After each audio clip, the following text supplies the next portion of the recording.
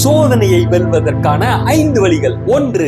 கிறிஸ்துவோடு இணைந்திடுங்கள். நானே திராட்சை செடி, நீங்கள் கொடிகள். ஒருவன் என்னிலும் நான் அவனிலும் நிலைத்திருந்தால் அவன் மிகுந்த கனிகளை கொடுப்பான். என்னை அல்லாமல் உங்களால் ஒன்றும் செய்யக்கூடாது என்று கிறிஸ்து கூறுகிறார். 2. ஆவியின் பட்டயமாகிய வசனத்தின் மூலம் பிசாசை வென்றிடுங்கள். பிசாசானவன் இயேசுவை சோதித்த போது அவர் பிரதியுத்தரமாக, மனுஷன் அப்பத்தினாலே மாத்திரமல்ல தேவனுடைய வாயிலிருந்து புறப்படுகிற ஒவ்வொரு வார்த்தையினாலும் பிழைப்பான் என்று எழுதியிருக்கிறதே என்றார். 3. விழித்திருந்து ஜெபித்திடுங்கள். நீங்கள் சோதனைக்குட்படாதபடிக்கு விழித்திருந்து ஜெபம் பண்ணுங்கள். ஆவி உற்சாகம் உள்ளதுதான், மாம்சமோ பலவீனம் உள்ளது என்று கிறிஸ்து கூறுகிறார். 4. பாவத்திற்கு விலகி ஓடுங்கள்.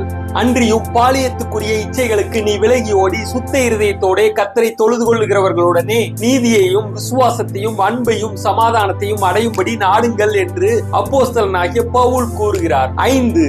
தேவனுடைய வாக்குத்தத்தத்தை விசுவாசியுங்கள். மனுஷருக்கு நேரிடுகிற சோதனையே அல்லாமல் வேறே சோதனை உங்களுக்கு நேரிடவில்லை.